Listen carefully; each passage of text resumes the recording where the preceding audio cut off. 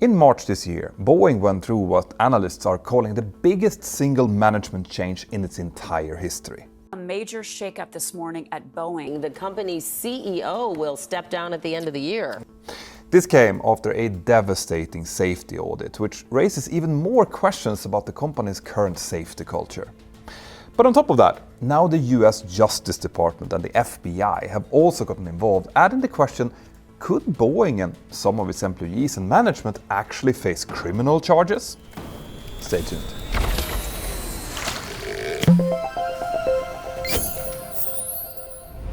It's hard to remember now, but towards the end of 2023, Boeing's management were really optimistic about the coming year. 2023 had been a challenging year, with the 737 production being slowed down twice because of issues with one of their Tier 1 suppliers, Spirit AeroSystems, but Boeing were confident that they had handled these issues successfully and would now be able to move on from them. They had prepared their suppliers for a production increase in 2024 in an effort to start chasing Airbus, who was now way ahead of them in the single-aisle production race. Meanwhile, Airbus had been increasing their aircraft production too, but they still had very long waiting times for new aircraft. So long, in fact, that if an airline orders an Airbus A320neo today, they would probably have to wait well into the 2030s before they would hope to actually get their hands on it. Because of that, Boeing had been getting at least some sales from airlines who just couldn't wait that long. But to continue to benefit from that, Boeing knew that they needed to boost the 737 production even further. But all of these carefully laid out plans came tumbling down this January when a 737 MAX 9 door plug from Alaska Airlines Flight 1282 suddenly blew out of the aircraft. Because, as I've already explained in previous videos, this caused the FAA to start limiting Boeing's 737 MAX production to a maximum of 38 aircraft per month, which was far less than what Boeing needed to start catching up with Airbus. Boeing initially hoped that this limitation would only be in place for a few months, so they asked their suppliers to just continue producing parts and components at higher rates. But early in March, it became clear that the FAA's limits could stay in place for a lot longer than Boeing had initially thought. In fact, Boeing's increase in 737 production is now being pushed back by around 5 months, and it could be even longer than that. And at least for now, the FAA's scrutiny of the 737 MAX production means that Boeing are actually nowhere even near that 38 aircraft limit right now. In March, production instead went down to almost single-digit numbers. Now that, plus the fact that the certification of the remaining 737 MAX variants could have to wait until 2025 or 26, means that more and more of Boeing's customers are now losing their patience. A number of airlines worldwide have warned their investors of aircraft delivery delays due to this, and the effect that these delays will have on their businesses. On top of that, things are getting even worse for Boeing, with financial brokers lowering their ratings and predicting that its previous free cash flow recovery might now be pushed far into the future. Together, this has meant that so far, Boeing's shares have lost 21% of their value just in the first few months of 2024. But even though these financial issues are troubling, they are far from the worst issues that the company is now facing. In March, the head of the NTSB told a US Senate committee that the agency still hadn't received key documents from Boeing, which they needed for their investigation into the Alaska 737 MAX 9 blowout. It's absurd that 2 months later, we don't have that.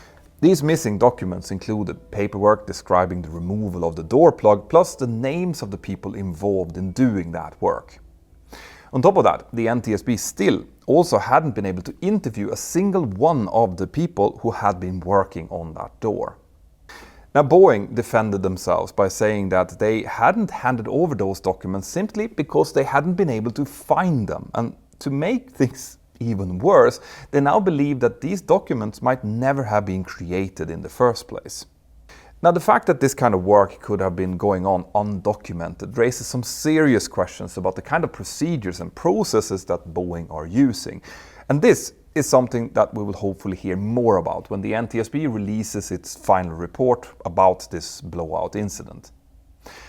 But missing paperwork isn't the worst news for Boeing in this debacle. That missing document story came just days after a panel of experts released their report on Boeing's safety management processes, and specifically on how these processes affected the work of Boeing employees who were doing certification work on behalf of the FAA. What's important to note here is that this panel of experts wasn't called in because of that MAX 9 blowout accident in January. Instead, this work was one of the requirements of the Aircraft Certification Safety and Accountability Act, which was passed soon after the 737 MAX had returned to service in 2020 following the two devastating crashes a few years earlier.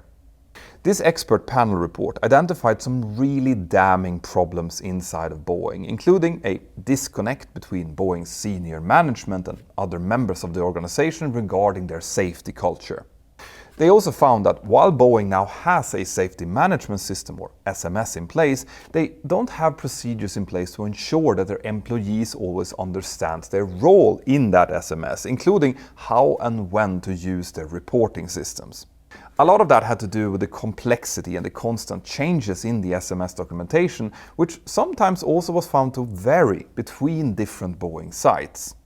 Now, this is a very serious finding, since an SMS system that people don't understand how to use is basically completely useless. In another part of that same report, they stated that Boeing have also been paying less attention to human factors when designing aircraft cockpits, and that they aren't taking as much design input from pilots as they used to do during the previous decades. Finally, the expert panel also found that the Boeing employees who were tasked with doing FAA certification work still worry about retaliatory action from the company, even though Boeing have worked on trying to make sure that that doesn't happen. Now, I will get back to those employees later, but in total, this damning report included 27 findings and 53 related recommendations, which, if you are really curious to see them, you can find them in full in a link that I've put into the description below. Now, after the findings were presented, the panel gave Boeing a 6-month deadline to develop and present a plan for how they were going to fix those issues. But a couple of days later, the FAA actually amended this deadline, reducing it to only 90 days, which I think probably says something about how serious the FAA found those findings. But before Boeing even had a chance to digest those news, Bloomberg reported that the US Justice Department had now also joined the party and was going after them as well. And unlike the NTSB, whose investigations aren't done to apportion blame, the Justice Department's investigation could lead to real criminal prosecution. And I will explain why and how this, plus the report on Boeing's culture, triggered a radical leadership change inside Boeing after this. Problems in the workplace, either with colleagues or management, can cause an enormous amount of stress and anxiety. That can then spill out over into your home life, causing all sorts of secondary issues like marital problems and feelings of hopelessness, which is why it's super important that you start fighting those feelings as soon as they appear. This is why I am so happy to have BetterHelp as the sponsor of this episode, as they are a great tool to do just that. BetterHelp is an online therapy service who connects you with a licensed therapist from the comfort of your own home, office, or wherever you feel most comfortable. To get started, you just use my link here below, which is betterhelp.com/mentornow, and then you fill in a short questionnaire. After that, BetterHelp will find you a great therapist, in most cases within 48 hours.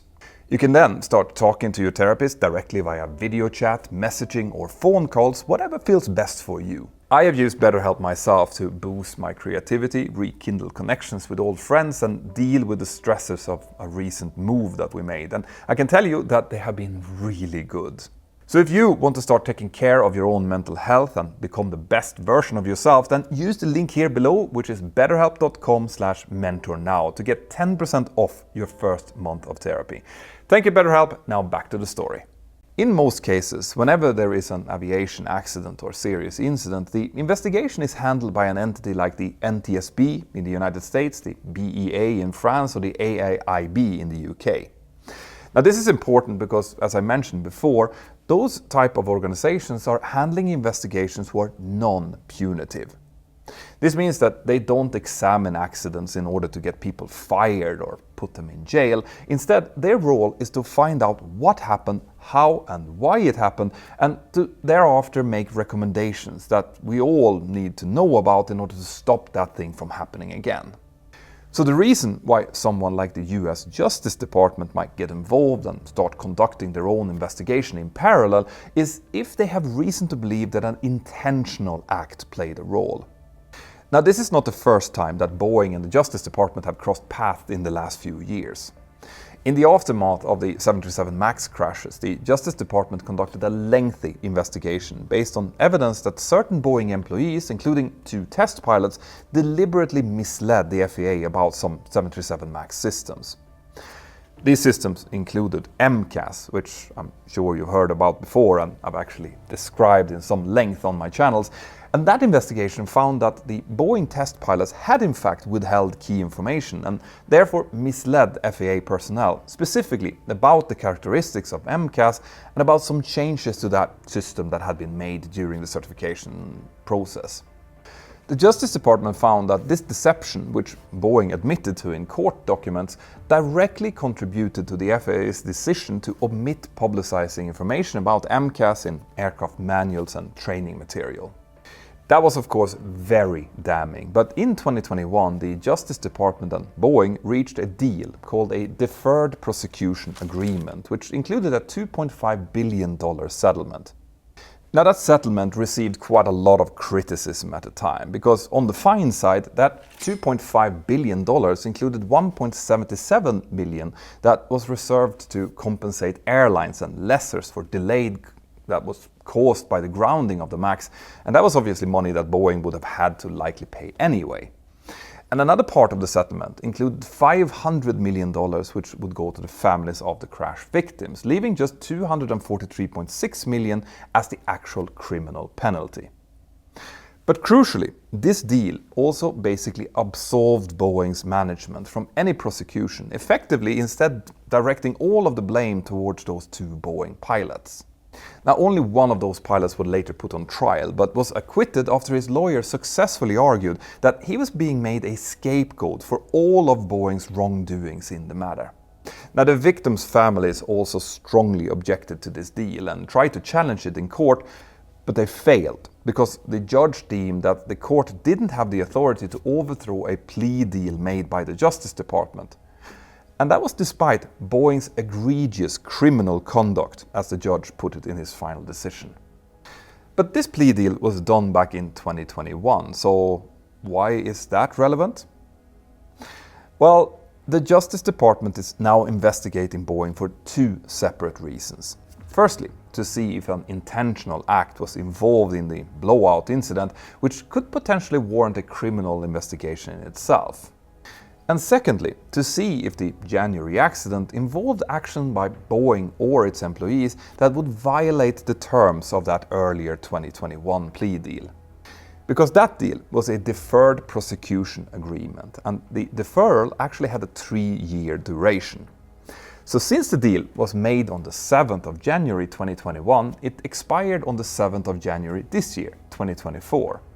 And the Alaska blowout happened on the 5th of January, just 2 days before the agreement was set to expire, meaning that it was still being covered.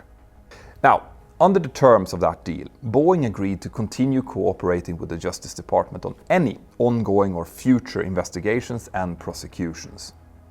And they were also required to report any evidence or allegation of fraud committed by its employees or agents during that time. So what does that actually mean then? Well, I am not a lawyer, but a key point here seems to be whether or not Boeing or any of its employees or agents have deceived the FAA or any other government agency during this time. And here, there could very well be a few things that caught the attention of the Department of Justice concerning this latest MAX 9 incident. One of them, which I have already mentioned, is the fact that the NTSB seems to be unhappy with Boeing's cooperation on certain points, including finding and giving access to work documentation and making people available for interviews. According to the air current, the only Boeing person involved whose name the NTSB has received was the door manager who managed the people who were actually working on that fateful door. And that person is on medical leave and is therefore not available to be interviewed. Now, this obviously doesn't sound very good, but it might actually be irrelevant since these issues happened after that 3-year deadline that I mentioned before. But some of you might remember a detail in this story reported by a whistleblower which, if it proves to be true, absolutely did happen within that deadline. And if you haven't heard about it, then you should check out the Mentour pilot video that I did on this incident. What I'm talking about are the faulty rivets that were found near the door plug that someone, possibly a Spirit Air System employee, had just painted over instead of fixing them when the faults were first discovered. That could be seen as fraudulent behavior, which should then have been reported under the scopes of that deferred prosecution agreement. But again, I'm not really a lawyer, so I'm not sure here. I should also make it clear that this whistleblower account wasn't mentioned in the NTSB's preliminary report on the accident. It was reported in another source, which was also digging into the story. But if the Department of Justice can argue that Boeing violated the terms of that deferred prosecution agreement because of this or something else, or if they find other questionable actions that happened during the plane's manufacture, well then Boeing and possibly some of their employees and managers could potentially actually face criminal liability. If that happens, that could also open them up to new challenges from the families of the two 737 MAX crash victims, and also potentially new lawsuits from the passengers of the Alaska Airlines blowout flight. On the 11th of March, the Justice Department moved its investigation one step further by convening a grand jury in Seattle. And they later also started sending out subpoenas for documents and communications relating to the accident and regarding work done on the door specifically. Then on the 19th of March, the FBI sent a letter to the passengers of Alaska Airlines Flight 1282 to let them know that each of them was a possible victim of a crime. And on top of that, in early April, relatives of those lost in the two 737 MAX crashes revealed that the US Justice Department had called them in for a meeting on the 24th of April, seemingly confirming that the Justice Department really is revisiting those crashes because of the January incident.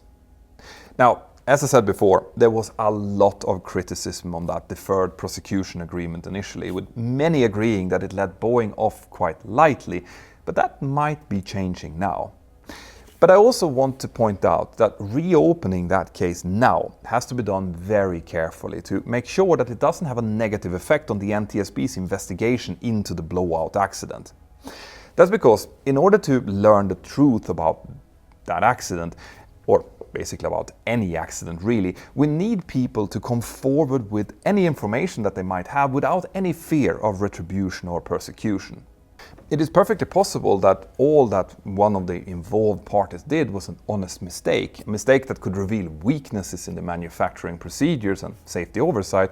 And if that's the case, it is super important that we get to hear about it. So knowing that, we really don't want people to be hesitant to talk to the NTSB, never mind the Justice Department or the FBI.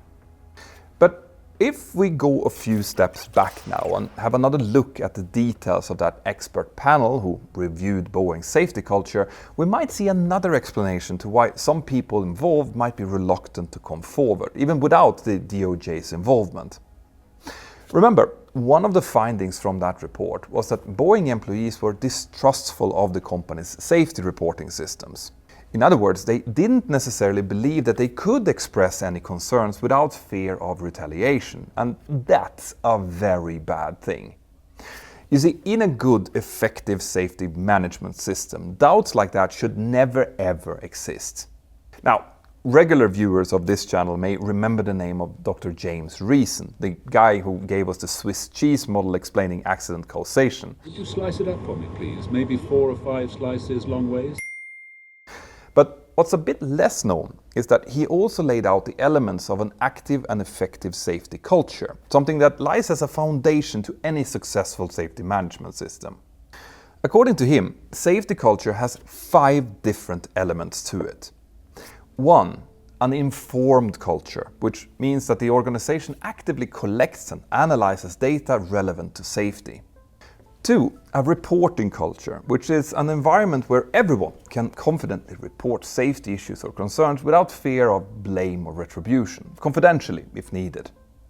3, a learning culture, where the organization has the necessary structures to learn from reported mistakes and the information that it analyzes. 4, a just culture, where there is no punishment for honest mistakes, but deliberate, reckless actions are dealt with appropriately. And then finally, 5, a flexible culture, where new lessons and changing demands are recognized and the organization can adapt to them when needed. Now, Boeing only got a safety management system in place back in 2019, after the 2 MAX crashes. And the company had previously promised to implement this type of system in 2015, after the FAA had chastised them for various production issues according to the air current.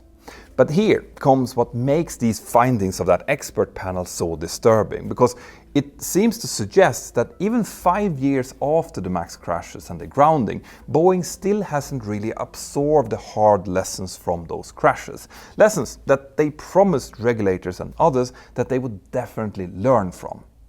And even worse, some of those Boeing employees that, according to the report, doesn't seem to trust Boeing's reporting systems are ODA unit members, the Boeing employees that report directly to the FAA on certification matters. Now, there's quite a lot of detail on the different roles performed by ODA designees, as they're also known, and if you want to read more about that, I will once again recommend the excellent work of the Leeham News team. I'll link to them here below. But what you need to know is that the number of ODA designees at Boeing is around 1,500 people. Some of them have smaller roles, but most of them also have work roles in the company, working directly for Boeing and the FAA. Now, this could make it extremely difficult for many of them to balance their conflicting roles, and that's especially true if they fear any form of retribution. As I've said in previous videos, safety culture is a really delicate matter, because unlike the very specific software, hardware and pilot training fixes that Boeing made after the MAX grounding, convincing the public, the airlines and the FAA that they have fixed their safety culture is a much harder job to do. So how could Boeing deal with these problems then? Well, a lot of people in the industry are asking that very same question right now, and it looks like some of them, including the CEOs of many airlines and key Boeing customers, have now finally decided that they've simply had enough.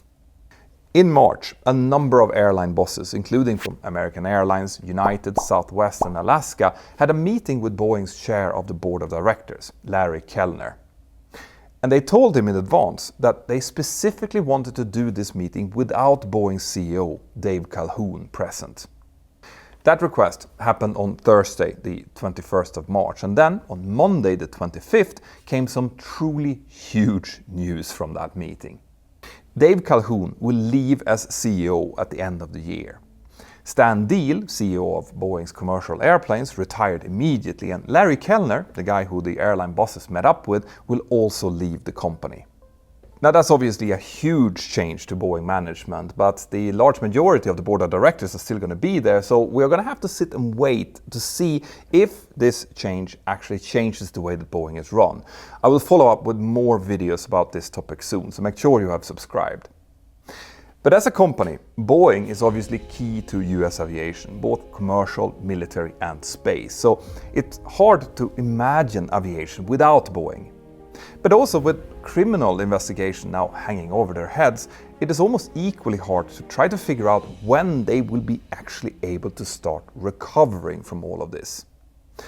What do you think? Do you think a new management can turn the company around, and who should take up the role as CEO? Let me know what you think in the comments here below, and if you want to support the work that I do here on my channels, then consider joining my awesome Patreon crew. If you do, you will get regular Zoom hangouts, you'll get to preview my content before anyone else, and by doing that you will form a really important part of my own quality and SMS system. Use the link below in the description or somewhere here on the screen. Check out these videos next and have an absolutely fantastic day. Bye bye.